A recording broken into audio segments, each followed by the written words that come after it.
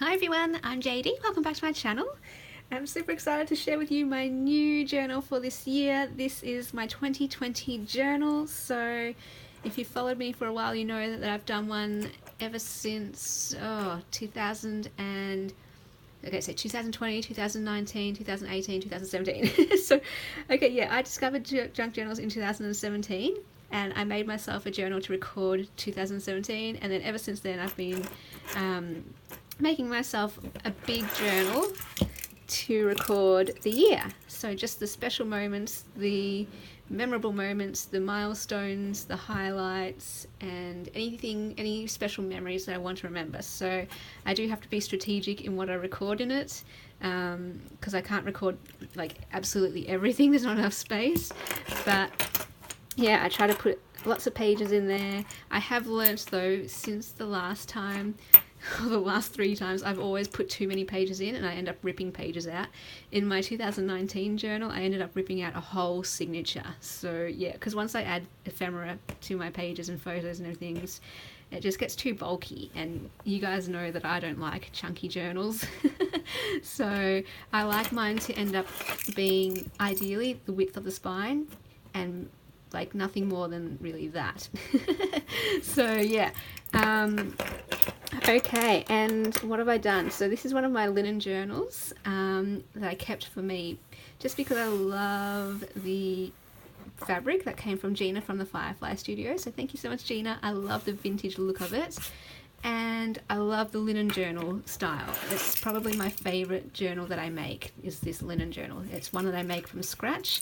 I'll link below the tutorial of how to make this journal if you're interested, because I've gotten a few questions about how to make these. So this is a bit different as well to my normal personal journals because I usually use a lot of blue. This time I've gone just for vintage, and the colour scheme is more browns and teals, to pick up the teal in here. And so for my dangle, there's not a lot of blue. In fact, there's not any blue. I couldn't even put a blue eyelet or wax linen thread because there's no blue on the cover, and I tried to put it there and I was just like, that's not going to work. So the closest thing I had was purple and just using this neutral thread. And then I how can I show you the charms the best? Alright, so I've got, and yeah, I'm not a silver girl at all. Oh my gosh, I'm not a gold girl at all. I am definitely silver, but because it's this vintage journal, I've got the teal binding, and I've just gone with the more brass, bronze, gold charms that I've been collecting from different places. Like this bead has been with me for a long time. Some of these you'll recognise from you if you sent me a happy mail. Some other charms that I've got in my collection. Keys. This one I love because I love charms that actually open. Well, lockets. I love lockets. So there's a few buttons that I found in my thrifting. I love the kind of shell in it. Keanu, how are you, puppy? This one came from Heather, the lady who is not in the junk journal world. She's just a friend from the blog world actually, and it says be inspired, which I love. Inspire is one of my words, so it's hard to kind of show all the charms. Another key with a heart on it because my theme or word for the year is love. I made these cabochon thingies, my first go making some, so here's 2 that I made using linen pictures from Johanna. I just cut them out from her linen principles. This one I've got a bit too glue happy, but I still like it.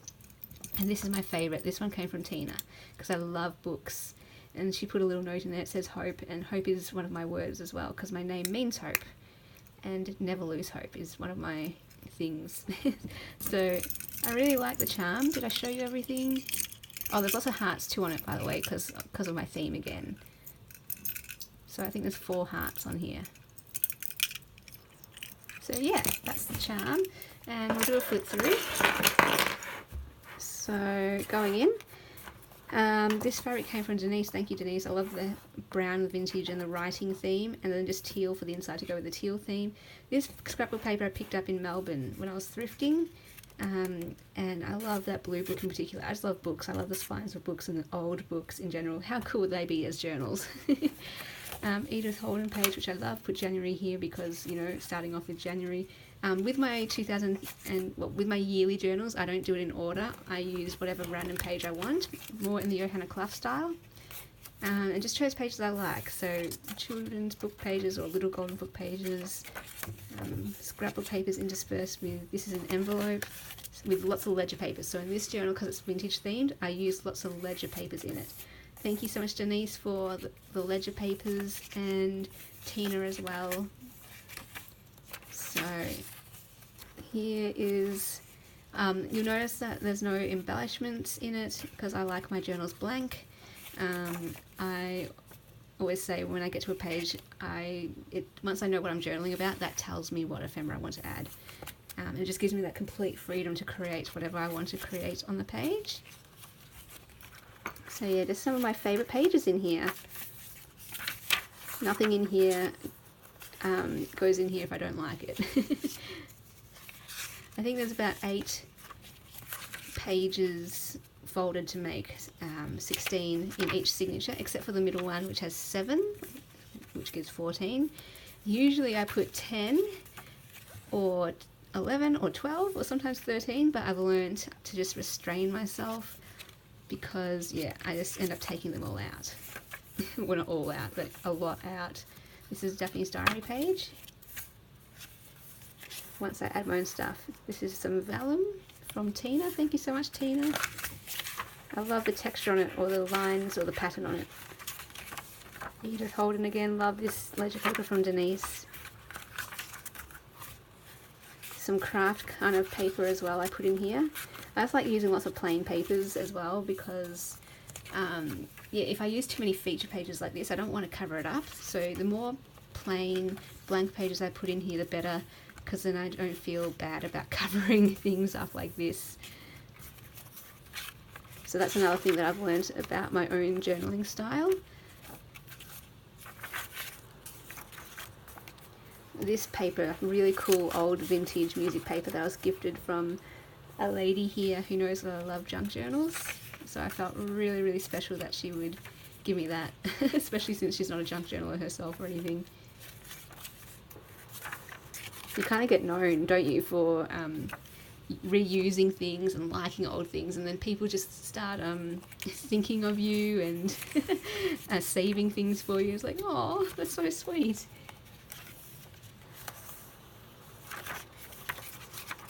So I'm really glad to be able to show you this flip through now because I really need to get cracking on journaling.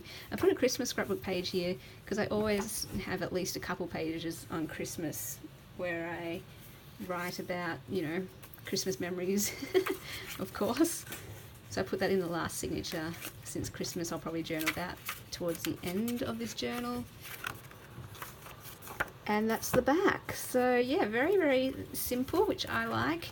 And all these pages are just, you know, it's got that variety, the interest, and they make me happy. So I like it, I love it, and I hope you do too. And you'll be seeing this journal a lot more, hopefully, as I do process videos in it, and my page spreads, and flip throughs and all that kind of thing. So yeah, let me know what you think, and I'll see you guys in the next video. Bye!